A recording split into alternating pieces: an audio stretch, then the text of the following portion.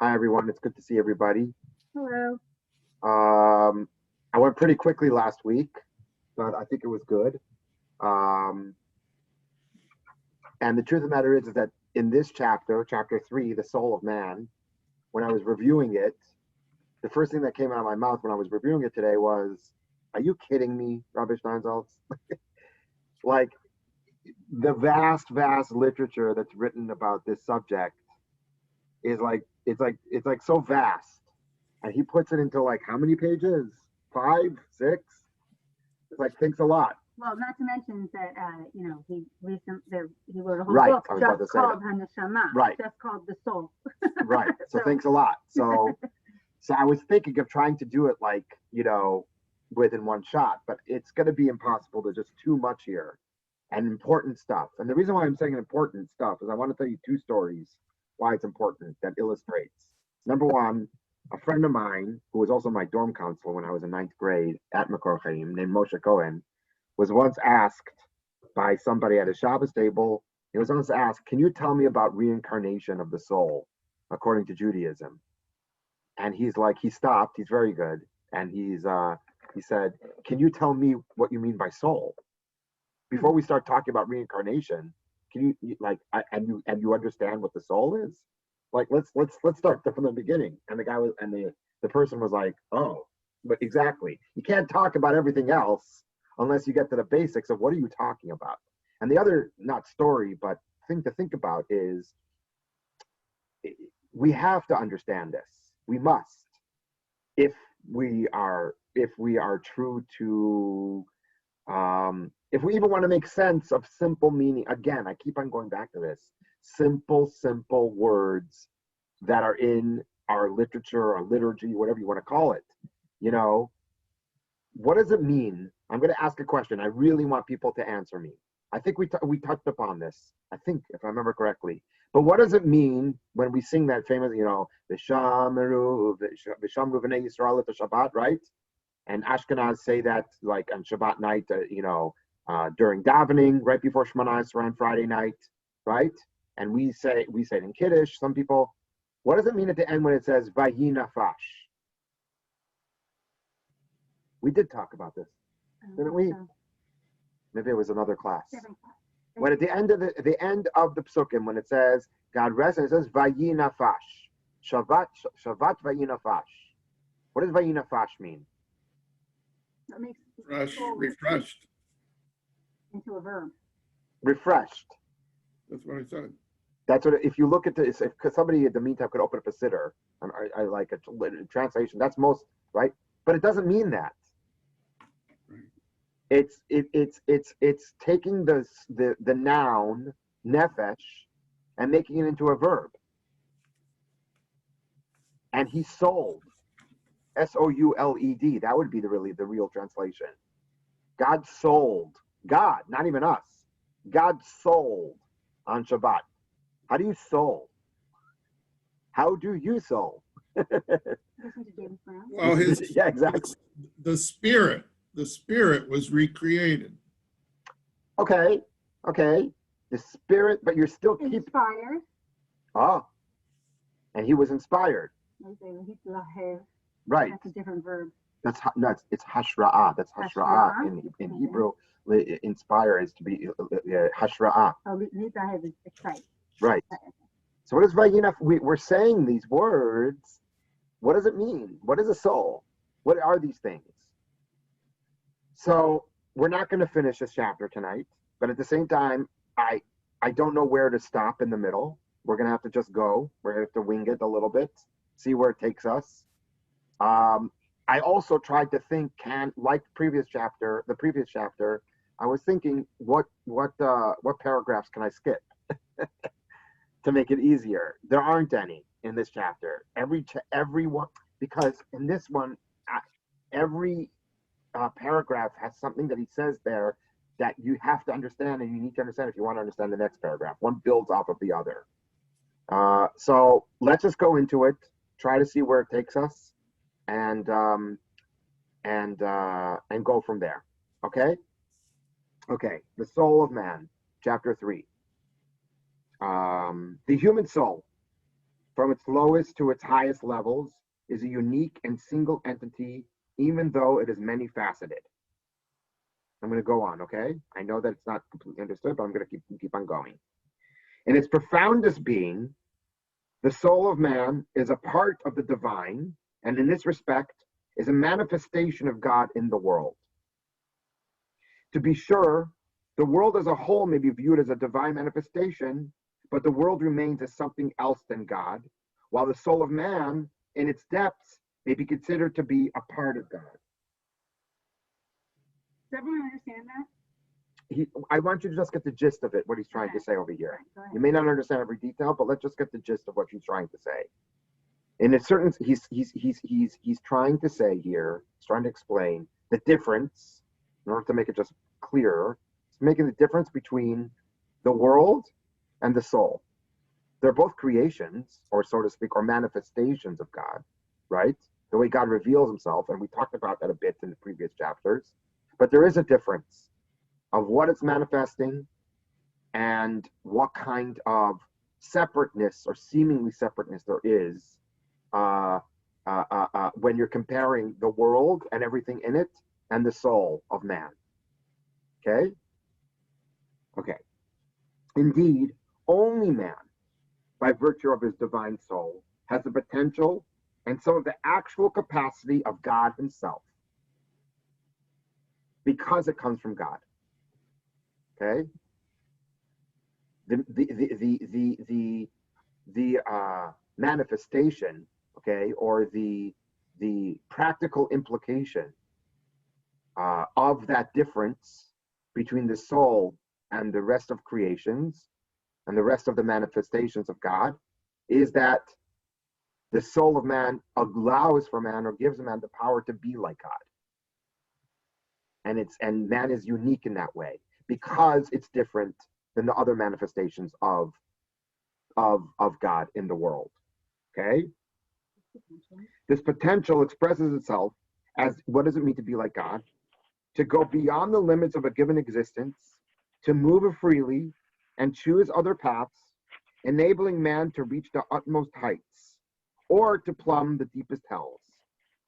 It is, in other words, the power to will and to create. We talked about this and touched upon this I'm just going to remind ourselves and just say very quickly one sentence, just remind ourselves of what we were talking about before. This is what we are commemorating on Rosh Hashanah. Nothing else. We are commemorating the creation of free choice, the mirror image of God. Because the only other being, so to speak, in the world that has free choice, there's only two beings, God and man. Okay? Everything else does not really have free choice. Okay? And therefore is not able to create. But man is able to create the same way that God is able to create. Or similar to the way God is able to create. Let's go on. Man's free will thus derives its unique potential from the fact that it is a part of the divine will, exactly what I said just now, without limit and without restriction. Man's creative powers also derive from the same divine power to create things that never existed before, to destroy things already in existence, and to fashion new forms. In this sense, too, man is made in the image of God. Perfect. That was a great summary of what he was trying to explain before. That one aspect of man's soul. Understandably, the divine does not appear in man in all the infinity of being. And we speak of only an aspect of God, or of a divine spark, as constituting the essence of the inner life of man. So we're not saying, when we're saying, and this is a difficult issue here, because if we're talking about infinity, how can you break off a part of it and then say that you have a part of infinity? When we talk about God's oneness, right. Talk about, how can you start breaking it up? Into multiple pieces. Right. Okay. But that is God's greatness. God's greatness in the fact that he figures out how to filter himself. Okay? How he's able, it's not so much that he's dividing himself, God forbid, really God forbid, that's actual heresy to say according to the Rambam, because the whole point of God is that he's indivisible. He's the only indivisible being in the whole wide world, right? And that's what makes him unique. Everything else is divisible, right? But it's not that he gets divided, but rather he allows himself to be filtered so that what's coming into your body or into your existence is a certain type of it's a certain manifestation through a certain filter. Okay. However veiled and masked, in its broader context, the human race may also be considered the manifestation of God in the world on a whole. Okay, as a whole, there's the human being, the individual, and there's the human race, as it's everybody as a whole is a manifestation of God. And each and every person is an intrinsic part of this divine source of light, the point of essence, which essential point and source is known at a certain level as the Shekhinah, and another level as Knesset Yisrael, the divine vitalizing power giving life to the world. It's a certain, what does Knesset mean? What does Knesset mean? Kinus. We have the Knesset in Israel right now, right? What does the Knesset mean? Right? Or Beta Knesset. Very good. It's a gathering. It's a gathering of all the souls into one organic being. On a certain level, we are connected all one. Okay. Exactly what he says. Knesset Yisrael is the pool in which all the souls in the world are contained as a single essence. Although it does not reveal itself as such, for in the world only a glimmer of the sparks of holiness in certain people is revealed. Every soul is thus a fragment of the divine light. As a spark containing something the whole, the soul's essential wholeness cannot be achieved except through effort, through work with the greater whole. Okay, so it doesn't come naturally. It's work. It doesn't feel like we are together in that point. But when we act that way, we are truly behaving according to the actual reality. But the actual reality does not make sense to us because the bodies are dividing. It seems that the bodies are dividing our souls, but we actually are one. This is a very foundational concept. In fact, in the Tanya, for instance, this is the culmination of this whole explanation is brought in, and it's a big deal is made out of it in chapter 32, Lev, the heart. Okay, in that chapter, that's he's explaining all these things, and then he comes to chapter 32, which describes how you're really supposed to see yourself in the context of everybody else. And to really, truly understand that if you really understand what your soul is made up of, which he's doing with the 31 chapters up to there, right? Then you will conclude this exact conclusion, that you really are not just yourself, but you're connected on a certain level at its base to all the other souls that exist. Okay? Now, I'm going to put it out there right now because it's controversial. Rabbi Steinsaltz is playing a little bit of a game here. And I don't know why I'm wondering if he chose his words very carefully or he just ignored the issue, because he's playing here with humankind and then he's going to Israel, Jews, humankind and Israel, and it's a thorny issue. Okay, it's not so simple to answer these questions about what is the difference between a non-Jew's soul and a Jew's soul. We're not going to get into it right now, just because it's a long discussion and it's an interesting discussion. But right now, for the sake of this chapter, in order to understand it correctly, we're going to be talking about the souls of the Jewish people. Okay? That's what we mean by Knesset Yisrael. That's what we mean by this is the makeup that we're talking about right now, or the makeup of a Jew. That's it, that's where he's going. What happens with a non-Jew is a whole other discussion. Okay. Is that okay? Or anybody want to make a comment so far? Okay, good, because we could go on and on just on that issue itself.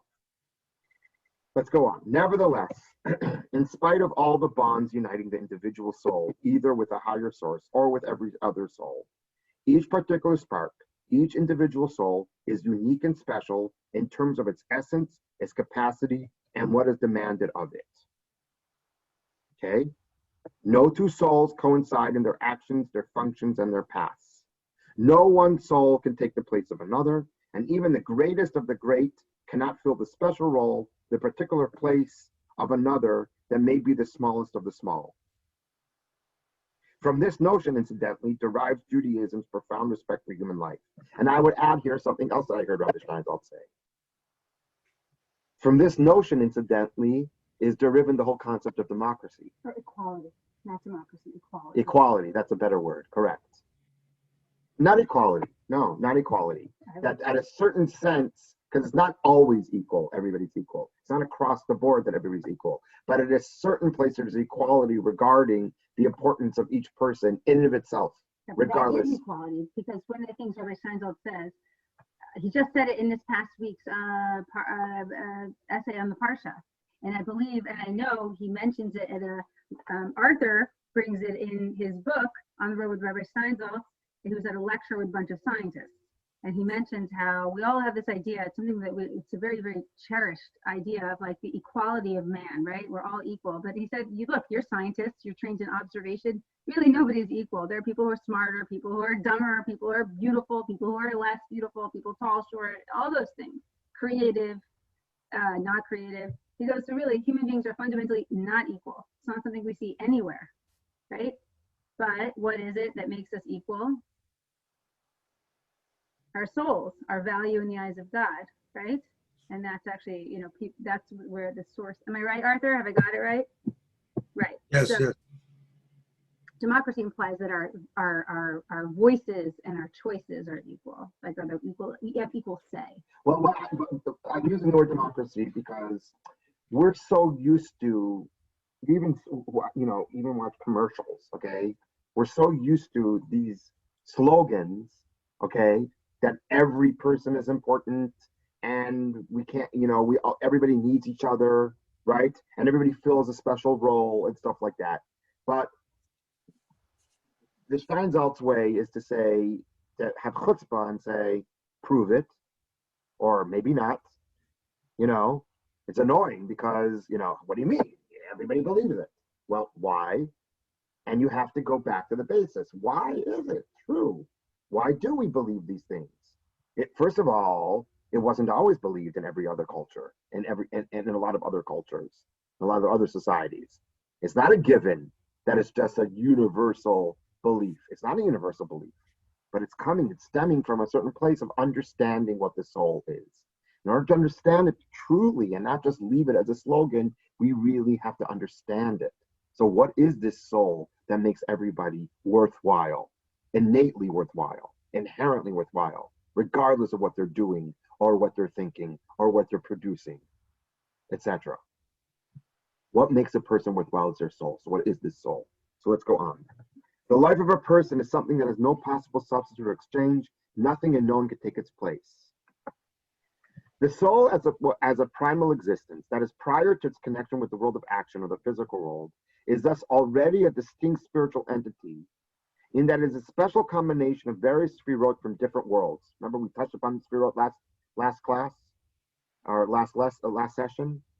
No soul belongs only to one sefirah, even though in every soul there is a tendency to manifest more of one sefirah than of others. Generally, souls are the product of combinations among sefirot, and there may be hundreds of thousands of such combinations in a vast variety of forms in a single soul. Okay? Human soul may be said to differ then according to the difference of the sefirot making up the combination, and the combination itself, as well as in the level of the worlds out of which a soul is manifested, all of which is still in the realm of the spiritual and the abstract. So even before the souls are coming down and have to be divided in a very practical way, meaning go into separate bodies, your soul already in its abstract existence is already unique and special and made up of different spiritual combinations that make it different from the person, the other person's soul next to you. Okay? And so you can now see a little bit why Moshe Cohen had to say to the person, before you start talking about reincarnation, which we're going to get into, you have to start understanding what is the soul. What does that mean? What is being reincarnated? What does that mean? Right. Is it that special recipe of spherotes that blend, that comes back into the world in that form? I mean, what does it mean? Right. It's very useful to understand or have a better understanding of what the soul is to even think about that. Okay, go ahead. I want to say something over here that's very interesting, okay?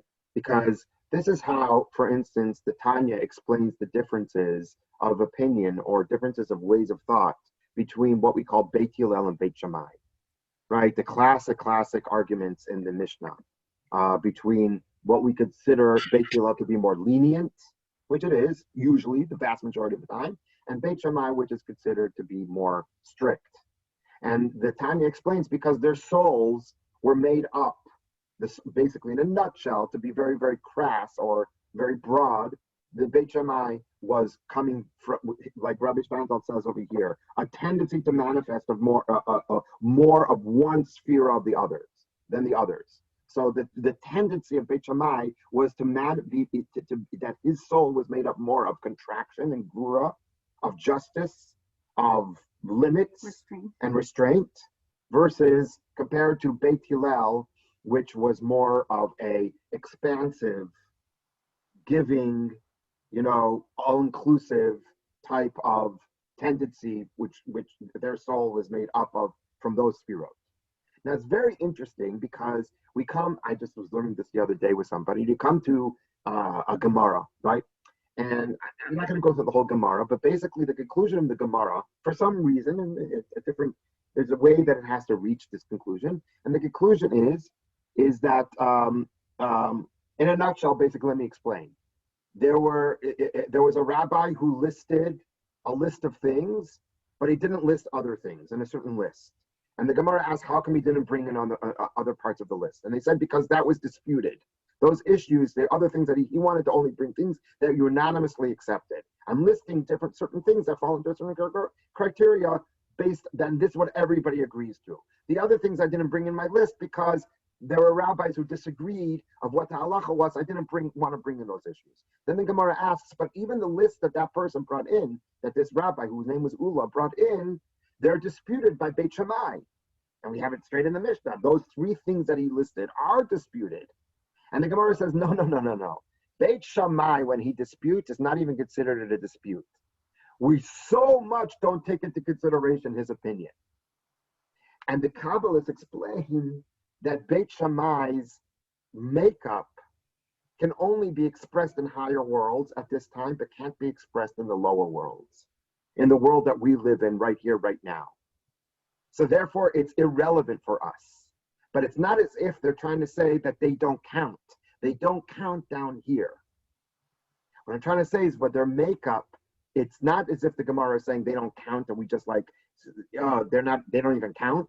They don't count down here because it's irrelevant for us at this time. And it doesn't mean that they're not an entity that needs to be above our reckoned with. It's above, exactly. Okay. Exactly. But I want to show you how even in the Gemara they're talking about tendencies and what's considered legitimate in this world and what's not considered legitimate. There's differences of where certain type of tendencies are being expressed, and therefore, is it relevant or not? But like Rabbi Shalom is going to say, the most relevant is going to be in this world.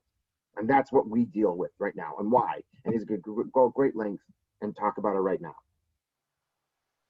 Okay. Principal action. Right. The principal action of the soul, however, exactly what I'm saying. Its impairment and importance lies not in its abstractness, its remoteness from the physical world, where Beit Shammai can function, right? For now, but precisely in the world of living creatures in its contact with matter. Because within the extremely complex system of relations between the soul and the world of material substance as a whole, especially relations with its own body, the soul, right, and these things in this world, the soul is able to reach far higher levels than it can in its abstract state of separate essence, in what is known as the paradisiacal. Paradisiacal. I had to look it up today. Okay, state outside of the body. It means the idyllic, the most, the highest, the idyllic state outside the body. The process of the soul's connection with the body, called quote unquote descent of the soul into matter, is from a certain perspective the soul's profound tragedy. But the soul undertakes this terrible risk as a part of the need to descend in order to make the desired ascent to hitherto unknown heights. I want to emphasize that, to hitherto unknown heights, not just to get back to where it was, but to go even higher and create, like God, things that can never have been created without it going and gambling on this descent. I'm emphasizing this because a lot of people make a mistake to think, oh, I just need to get back. I want to, even in this world, they want to create a situation where it's like protecting the soul so that it can stay in its pristine state, or at least descend a little bit so that it's go back to where it was.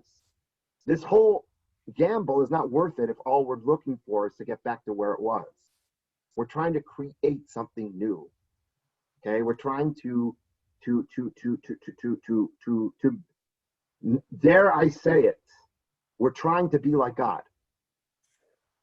We're trying to be partners with God, and that means to create something new. It reminds me of this. Somebody, I think, did you bring this in your book once? When Rabbi Steinsaltz was encountered, somebody was talking about Jewish continuity, I think, and he said something to the effect of what's the purpose of just continuing? What species just wants to exist just in order to continue? If we're not here to create something new, then what worth is the whole thing, the whole endeavor, the whole enterprise? I know Rabbi Steinsaltz, the author, we quote him in his book, I think when he was in China, but the goal of the scholar is to innovate, the Jewish scholar is to innovate. We want to create things that are new. We don't want to just get back to some, yeah. Okay. Well, I will quote Rabbi Steinsaltz here when it says the next thing. It is a risk and a danger. Right, it's a risk and a danger. One of the things Rabbi Steinsaltz said, he said it jokingly, but it's actually profoundly deep and serious, is he said, the human being, as God takes the soul of an angel and puts it into the body of a monkey. Good luck. Right? But apparently if we get it right, we can do something pretty serious. Okay, go ahead. It is a risk and a danger because the soul's connection with the body and its contact with the material world are the only fact where it is the only factor that is free, unbounded by the determinism physical, unable to choose and move freely, like we explained, like God, make it possible for the soul to fall, and falling to destroy the world. Just like it can be able to create, it can destroy. What does this remind you of? Anybody know the prophets just a bit? No, but it reminds you of when God said to, I think it was Yeshayahu. No, Yirmiyahu. I'm sending you to build and to destroy. To do this, he gives a list of different verbs. Okay, anyway. Indeed, creation itself and the creation of man is precisely such a risk, a descent for the sake of ascension. So that is he's starting to describe a bit about the soul in context with its descent into this world and its connection, especially with its own body that it goes into. And he's going to go on about this a little bit more. The soul is, of course, immaterial. It is not only beyond matter, but also beyond what is considered spirit. Remind me of something? God. Right? We also said this about God. Beyond matter, but also beyond spirits. That is, it is beyond whatever the intellect at its highest can reach and understand or make clear to itself.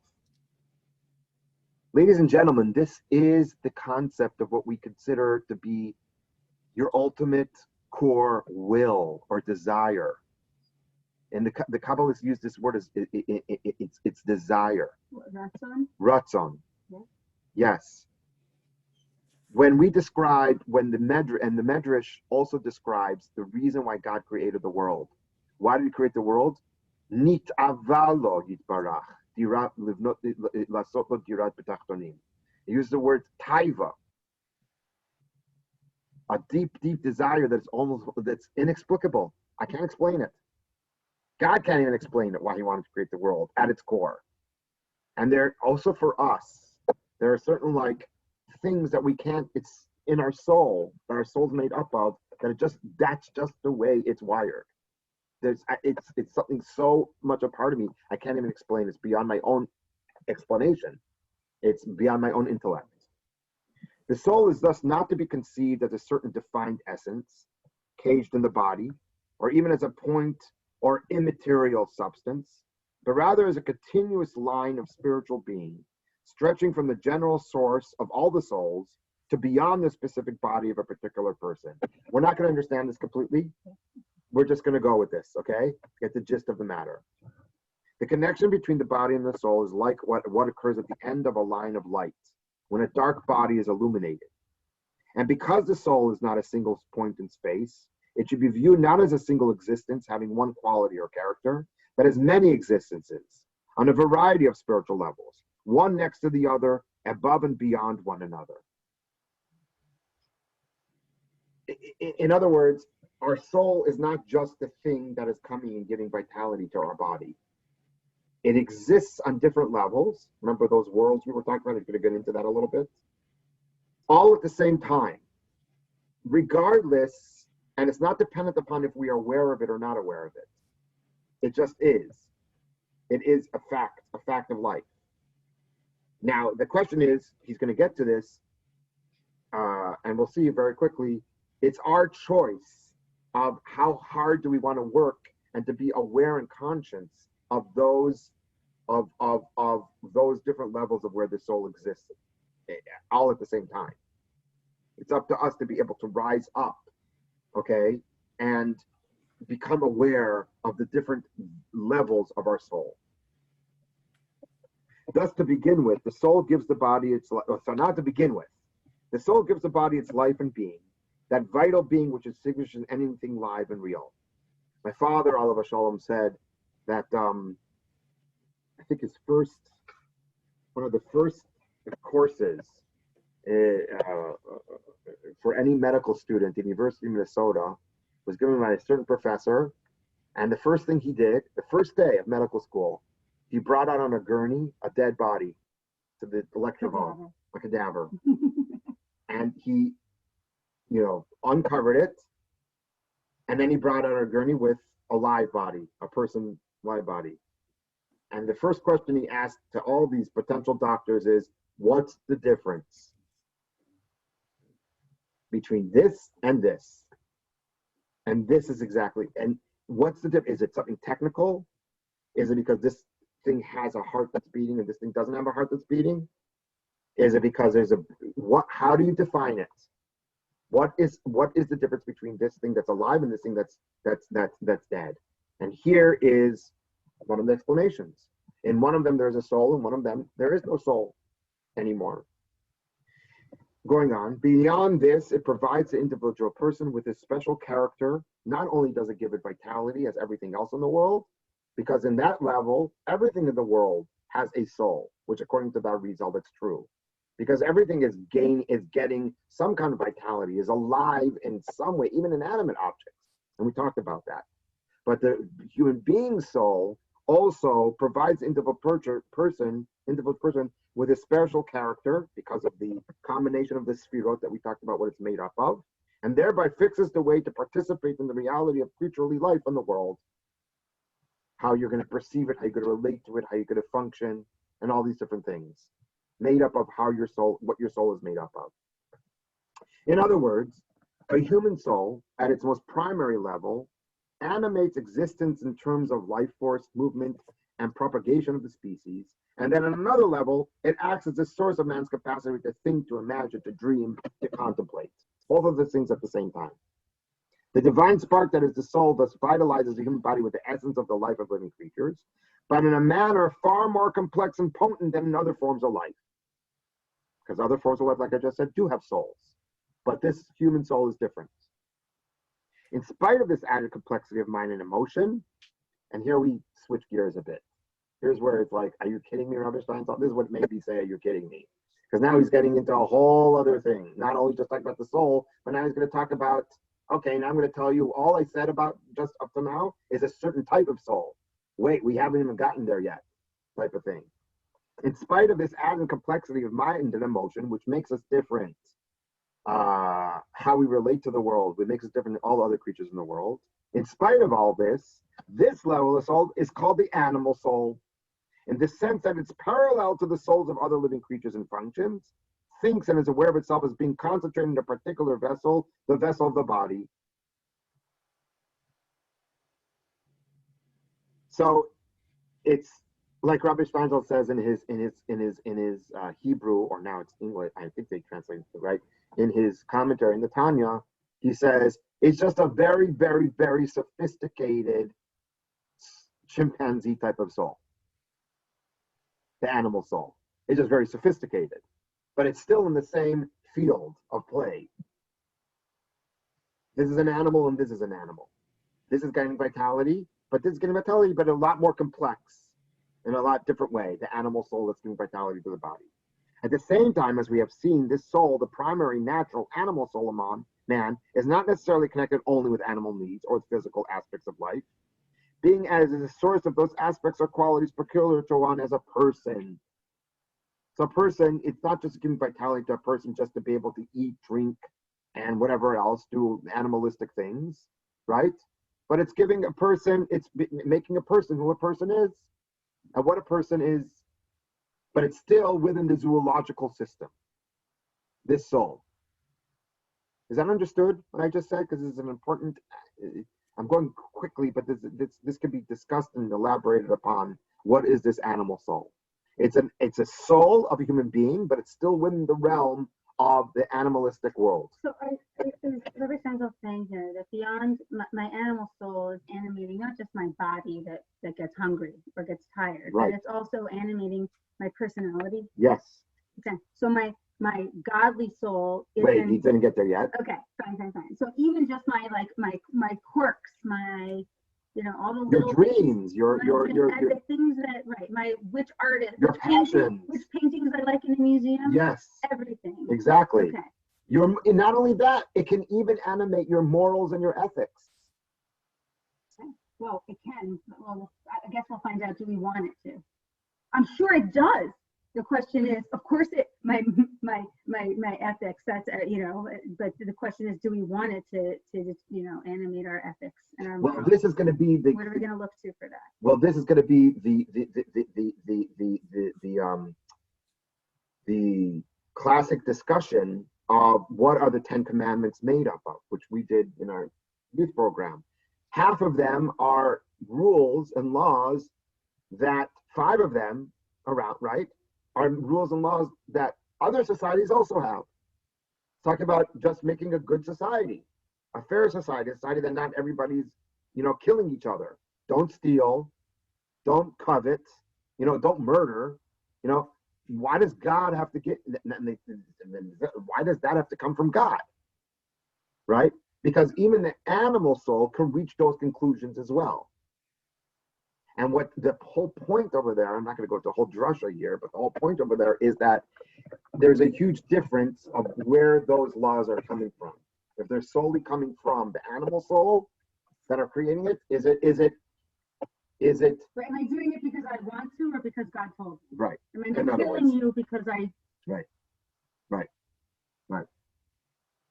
Because God said so. That's the only reason why she doesn't kill me is because God said so. Okay, that was last night. That's what I said.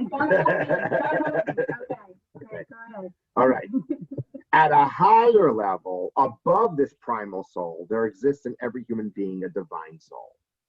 Now, again, we're not going into the issue of human being, Jew, whatever. Let's just, for this sake, right now, we're talking about the Jews, okay? This is the first spark of consciousness beyond that of the zoological species, beyond even the consciousness of a higher or more developed animal. This is directly connected to divine essence. This connection of the divine soul, in the form of a line drawn from above, extends from the primal level called soul with a capital S, which exists in one form or another in every Jew. This is the game he's playing on. Okay, anyway, we won't go there right now. Okay? It exists in each and every individual being, hidden and veiled as a spark of a higher perception, of a superior aspiration, and touches the higher level, which is spirit. This level corresponds to the higher world above our known world of action called the world of formation, which we talked about. In other words, that level of the soul of man, known as spirit, corresponds in its inner essence to the level of an angel, which we talked about. Those are the beings in the world of formation. This is where some of the dots are going to start being connected with the other topics that we talked about. So this divine soul, let me just say very quickly that in a nutshell, just like my wife said, the difference between the animal soul and God's godly soul is basically the animal soul, its core wants to exist, wants to give existence to this being called me. Not even just down here in this world, but on all worlds. It wants to be, be. The godly soul, its essence, wants to cease to be. It just wants to connect. It wants to lose her identity, the way Rabbi Shmuel puts. I think that's those three words in Hebrew, and it's even more powerful in Hebrew. Those three words in his introduction to the Tanya, lose her identity. She wants to lose herself. She wants to, it's not a coincidence that we use this even in rock songs or whatever it is. She wants to fall in love. I want to lose myself. It's a sense of like expiration. Klot hanefesh. The irony of the godly soul is that the way it wants to express itself is by losing herself in this greater essence called God, the Godhead. So fascinating, because we're called like the princess, we're compared to the bride. And we're in a certain sense, we're like that silly teenage girl who falls in love and just wants to completely, totally lose herself in her identity, give her identity completely over to the prince that she loves, that she's fallen in love with. Sounds good to me. Okay. But that's so fascinating. Okay. But at the same time, you have that animal soul. That's where our body's saying no. It's not the body. The animal soul, sorry. Right. The animals are saying no. Be. No. Be. I want to be a simple. Be here. Right. And so then we get into which one's better and which one's more. Well, what creates? Which one's more elite or more superior? It's an interesting thing. It's such an interesting thing. We'll get into this. This is too deep of a question, but then which one's more attached to God? Right? If one just wants to have like devacus and disappear into God, not exist in a certain sense, it's really not doing God's will. Right. It has a core desire not to do God's will. No, but that's why the Tanya was such a novelty, because what he's basically saying is that you're not allowed to want to obliterate the animal soul. I think you just said it today in today's Tanya. No, Hayom yesterday. Okay, anyway, okay. You're not allowed to want to obliterate the animal soul. It's not, Rabbi Steinsaltz makes a huge emphasis when he's talking about these things, is that don't make a mistake and think that animal soul and godly soul, those terms are just substitutes for what we call the evil inclination and the good inclination. Because the person, the Baal Tanya who wrote the Tanya, he wasn't an idiot. Okay, he knew those terminology as well. And it's not just nicer terms for things that we're used to. Because once you say that the animal soul is just as much as part of you as the godly soul, and you can't get rid of it, then all of a sudden the training of it, or the practice, or the relationship you have with it is not, like Rabbi Steinsaltz says, is not a war of annihilation. It's a war of education. You want to educate the animal soul to want the same things that the godly soul wants. And therefore you're going to have to explain it, why it's good for her to be, why really what she really wants to be. The way to do that is to lose herself as well, while being. So this tension is life, is what's going on here. We're going to stop here. It's a lot. I have a question.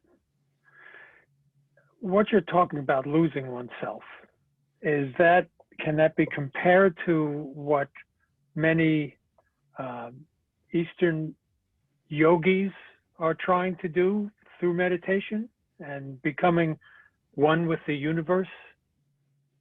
That question is Arthur. I think that question is. Arthur dabbled far more in Eastern religions. And talked to Rabbi Steinsaltz about this issue. Yeah. What do you say, Arthur? Yes. Thank you.